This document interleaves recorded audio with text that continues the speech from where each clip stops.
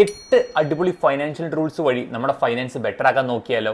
Hi, myself Nithin Nair. Welcome to our YouTube channel finance by Nitin.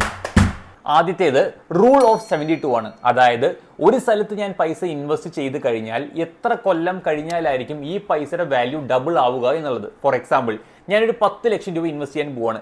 ഈ 10 ലക്ഷം രൂപ 20 ലക്ഷം രൂപയാവണമെങ്കിൽ ഞാൻ എത്ര കൊല്ലം ഇൻവെസ്റ്റ് ചെയ്യണമെന്നാണ് ഇവിടെ പറഞ്ഞു തരുന്നത്. ഫോർ എക്സാമ്പിൾ, ഈ 10 ലക്ഷം രൂപ നിങ്ങൾ FD ആയിട്ടാണ് വിചാരിക്കുക. FD നിന്ന് കിട്ടുന്ന ഒരു റിട്ടേൺസ് 7%. സോ റൂൾ ഓഫ് 72 പ്രകാരം 72 ഡിവൈഡഡ് ബൈ അവിടെ നിന്ന് കിട്ടുന്ന ഇൻട്രസ്റ്റ് റേറ്റ്. സപ്പോസ് ഞാൻ FD ഇട്ടപ്പോൾ എനിക്ക് കിട്ടുന്ന ഒരു 7% റിട്ടേൺസ് ആണ് എന്നാണെങ്കിൽ 72 ഡിവൈഡഡ് ബൈ 7 പ്രകാരം ചെയ്ത് കഴിഞ്ഞാൽ ഏതാണ്ട് 10.3. സോ അപ്രോക്സിമേറ്റ്ലി 10 കൊല്ലം എടുത്താൽ മാത്രമാണ് ഞാൻ 10 ലക്ഷം രൂപ FDയിൽ ഇട്ട് കഴിഞ്ഞാൽ എന്നെ കൊണ്ട് 20 ലക്ഷം ആക്കാൻ പറ്റുള്ളൂ. സപ്പോസ് ഈ 7% പകരം ഞാനൊരു 10% റിട്ടേൺസ് ഇരുന്ന് ഏതെങ്കിലും ഒരു സ്ഥലത്ത് ഞാൻ ഇൻവെസ്റ്റ് ചെയ്യുകയാണ് എന്നാണെങ്കിൽ 72 ഡിവൈഡഡ് ബൈ 10 ചെയ്ത് കഴിഞ്ഞാൽ 7.2 ആണ്. സോ അപ്രോക്സിമേറ്റ്ലി ഒരു 7 കൊല്ലം കൊണ്ട് എനിക്ക് എൻ്റെ പൈസ ഡബിൾ ആക്കാൻ പറ്റുന്നതായിരിക്കും. സോ നിങ്ങളൊരു സ്ഥലത്ത് ഇൻവെസ്റ്റ് ചെയ്യുകയാണെന്നാണെങ്കിൽ നിങ്ങൾക്ക് എത്ര കൊല്ലം കഴിഞ്ഞാണ് ആ പൈസ ഡബിൾ ആവേണ്ടത് എന്ന് അറിഞ്ഞതിന് ശേഷം വേണം നിങ്ങൾ കൂടുതലും ഒരു സ്ഥലത്ത് ഇൻവെസ്റ്റ് ചെയ്യേണ്ടത്. അത്യാവശ്യം കുറച്ച് ബെറ്റർ റിട്ടേൺസ് വേണമെന്നാണെങ്കിൽ തീർച്ചയായിട്ടും കുറച്ച് റിസ്ക് ഉള്ള എലമെന്റ്സിൽ ഇൻവെസ്റ്റ് ചെയ്യേണ്ടി വരും. പക്ഷേ എനിക്ക് കുഴപ്പമില്ല, അത്യാവശ്യം എനിക്ക് ലോങ് ടേമിലേക്ക് കുറച്ച് മെല്ലെ റിട്ടേൺസ് മതി എന്നാണെങ്കിൽ തീർച്ചയായിട്ടും കൺസർവേറ്റീവ് ആയിട്ടുള്ള 8, 9, 10% റിട്ടേൺസ് കിട്ടുന്ന സ്ഥലത്തേക്ക് നിങ്ങൾക്ക് ഇൻവെസ്റ്റ് ചെയ്യാൻ പറ്റും. സോ ഇനി ഒരു സ്ഥലത്തേക്ക് ഇൻവെസ്റ്റ് ചെയ്യുമ്പോൾ എത്ര റിട്ടേൺസ് കിട്ടുമെന്ന് മാത്രം നോക്കാതെ എത്ര കൊല്ലം കൊണ്ടായിരിക്കും ആ പൈസ ഡബിൾ ആക്കാൻ പറ്റുമെന്ന് അറിഞ്ഞുകൊണ്ട് ഇൻവെസ്റ്റ് ചെയ്ത് തുടങ്ങാം. രണ്ടാമത്തത് 100 - ഏജ് എന്ന റൂളാണ്. അതായത് പല ആൾക്കാർക്കും വരുന്നൊരു കോമൺ ഡൗട്ടാണ്, എത്ര ശതമാനമാണ് ഞാൻ ഇക്വിറ്റിയിൽ ഇൻവെസ്റ്റ് ചെയ്യേണ്ടത്, അതായത് എത്ര ശതമാനമാണ് ഞാൻ മാർക്കറ്റിൽ ഡയറക്റ്റ് ഇൻവെസ്റ്റ് ചെയ്യേണ്ടതെന്ന് നോക്കുകയാണെങ്കിൽ ഒരു പ്രോപ്പർ ഫ്രെയിംവർക്ക് വഴി നോക്കുകയാണെങ്കിൽ 100 - ഏജ് എന്ന റൂൾ നിങ്ങൾക്ക് കാൽക്കുലേറ്റ് ചെയ്യാൻ പറ്റും. സപ്പോസ് നിങ്ങളുടെ വയസ്സ് 30 ആണെന്ന് വിചാരിക്കുക.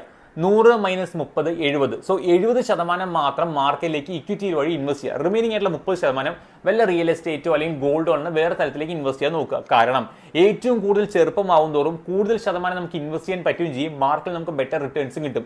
സപ്പോസ് ഒരു 60 വയസ്സായിട്ടുള്ള ആളാണ് ഇൻവെസ്റ്റ് ചെയ്യാൻ നോക്കുന്നത് മാർക്കറ്റിലേക്ക് എന്നാണെങ്കിൽ 100 - 60 40. വെറും 40% മാത്രമേ ഇക്വിറ്റിയിൽ ഇൻവെസ്റ്റ് ചെയ്യാൻ പാടുള്ളൂ. ചെറുപ്പമാവും തോറും കൂടുതൽ കൊല്ലം ഇൻവെസ്റ്റ് ചെയ്യാൻ പറ്റുകയും ചെയ്യും, മാർക്കറ്റ് റിസ്ക് കുറയും ചെയ്യും, നമുക്ക് ബെറ്റർ റിട്ടേൺസ് ഉണ്ടാക്കാൻ പറ്റുകയും ചെയ്യും. അതല്ല നിങ്ങളുടെ ഏജ് അത്യാവശ്യം കുറച്ച് ഹയർ ആണ് എന്നാണെങ്കിൽ ഈ 100 - ഏജ് നോക്കിയിട്ട് എത്രയാണോ വരുന്നത് ആ ശതമാനം മാത്രം അവിടെ പൈസ ഇൻവെസ്റ്റ് ചെയ്തുകൊണ്ട് നിങ്ങളുടെ ക്യാപിറ്റൽ വളരെയധികം സേഫ് ആക്കാൻ നോക്കുക. മൂന്നാമത്തേത് 6x എമർജൻസി റൂളാണ്. അതായത് നിങ്ങൾക്ക് വരുന്ന മാസ ചെലവ് എത്രയാണോ അതിൻ്റെ 6 ഇരട്ടി രൂപ നിങ്ങൾ സേഫ് ആക്കി ഒരു സ്ഥലത്ത് ഓൾറെഡി ചെയ്ത് വെച്ചിരിക്കണം. അതായത് നിങ്ങൾക്ക് വരുന്ന മാസ ചെലവ് ഒരു 50,000 രൂപയാണെന്നാണെങ്കിൽ 50,000 × 6, അതായത് 3 ലക്ഷം രൂപ നിങ്ങൾ എവിടെയെങ്കിലും സേഫ് ആയിട്ട് ഓൾറെഡി ഇൻവെസ്റ്റ് ചെയ്ത് വെച്ചിരിക്കണം. അതിപ്പോൾ ബാങ്കിൽ FD ആയാലും എവിടെയായാലും ഒരു തരത്തിലുള്ള കുഴപ്പവുമില്ല. കാരണം എല്ലാ കാര്യങ്ങളും സ്മൂത്ത് ആയിക്കൊണ്ട് പോയിക്കൊണ്ടിരിക്കുമ്പോൾ ഒരു തരത്തിലുള്ള പ്രശ്നങ്ങളും വരാൻ പോകുന്നില്ല. എന്തെങ്കിലും തരത്തിലൊരു അൺസർട്ടനിറ്റി നടന്ന് നിങ്ങൾക്ക് പെട്ടെന്ന് ജോലി നഷ്ടപ്പെടുക വല്ലതുമാണ് എന്നാണെങ്കിൽ ഒരു 6 മാസം സർവൈവ് ചെയ്യാനുള്ള എമൗണ്ട് നമ്മൾ എപ്പോഴും നമ്മുടെ കയ്യിൽ സ്റ്റോക്കായി വെച്ചിരിക്കണം. സോ അതുകൊണ്ടാണ് മാസ ചെലവ് വരുന്ന എമൗണ്ട് എത്രയാണോ അത് എത്ര ചെറുതായാലും എത്ര വലുതായാലും അതേ × 6 ഇരട്ടി നിങ്ങൾ സേഫ് ആക്കി ഒരു സ്ഥലത്ത് വെച്ചിരിക്കുക. ആ പൈസ ഒരിക്കലും നമ്മൾ റിട്ടേൺസിന് വേണ്ടി നോക്കുന്നതല്ല, നമുക്ക് ആ ക്യാപിറ്റൽ എപ്പോഴും ഒരു എമർജൻസി ഫണ്ട് എന്ന രീതിയിൽ വേണ്ടതാണ്. സോ തീർച്ചയായിട്ടും ബാങ്കിൽ FD ഇടുന്നതും ഏതായാലും ഒരു തരത്തിലുള്ള കുഴപ്പങ്ങളും വരാൻ പോകുന്നില്ല.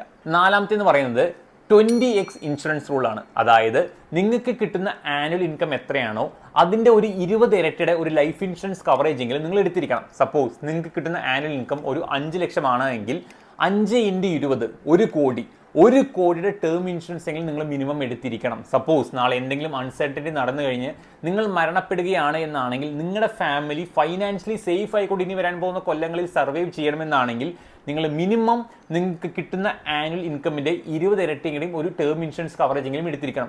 അതല്ല പ്രീമിയം കുറച്ച് കൊടുത്താൽ മതിയല്ലോ എന്ന് വിചാരിച്ച് 10 ലക്ഷത്തിലും 20 ലക്ഷത്തിലും നിങ്ങൾ ഒരിക്കലും എടുക്കരുത്. കാരണം അങ്ങനെ എടുത്തു കഴിഞ്ഞാൽ പോലും നിങ്ങൾക്ക് എന്തെങ്കിലും സംഭവിച്ചു കഴിഞ്ഞാൽ പോലും നിങ്ങളുടെ ഫാമിലിയെ കൊണ്ട് സ്ട്രോങ് ആയിട്ട് ഫൈനാൻഷ്യലി മുന്നോട്ട് കൊണ്ടുപോകാൻ വളരെയധികം ബുദ്ധിമുട്ടായിരിക്കും. സോ എത്രയാണോ നിങ്ങൾക്ക് കിട്ടുന്ന ആനുവൽ ഇൻകം അതിൻ്റെ 20 ഇരട്ടിയുടെ ഒരു ലൈഫ് ഇൻഷുറൻസ് കവറേജ് നിർബന്ധമായിട്ടും എടുത്തിരിക്കുക. സോ ഇതൊക്കെയാണ് ആദ്യത്തെ 4 ഫൈനാൻഷ്യൽ റൂൾസ് വരുന്നത്. നമ്മൾ ഇനി നോക്കാൻ പോകുന്നത് ബഡ്ജറ്റ് പ്ലാനിങ്, റിട്ടയർമെന്റ് പ്ലാൻ, അതേപോലെ തന്നെ EMI റൂൾ ഇതെല്ലാമാണ്. പക്ഷേ ഇനി വരാൻ പോകുന്ന 4 ഫൈനാൻഷ്യൽ റൂൾസ് നമ്മൾ ഡിസ്കസ് ചെയ്യാൻ പോകുന്ന അടുത്ത വീഡിയോയിലായിരിക്കും. സോ നമ്മുടെ പേജ് ഇപ്പം തന്നെ സബ്സ്ക്രൈബ് ചെയ്ത് വെക്കുക. നിങ്ങൾ മാക്സിമം നിങ്ങളുടെ ഫ്രണ്ട്സിനും റിലേറ്റീവ്സിനും ഒക്കെ ഷെയർ ചെയ്ത് കൊടുക്കുക. സോ അടുത്ത വീഡിയോയിൽ ഇനി വരാൻ പോകുന്ന ഇമ്പോർട്ടൻ്റ് ആയിട്ടുള്ള 4 ഫൈനാൻഷ്യൽ റൂൾസ്, അതായത് ഇതിന്റെ കണ്ടിന്യൂഷൻ വരാൻ പോകുന്ന 4 എണ്ണം നമ്മൾ അടുത്ത വീഡിയോയിൽ കാണുന്നതായിരിക്കും. Thank you for your time.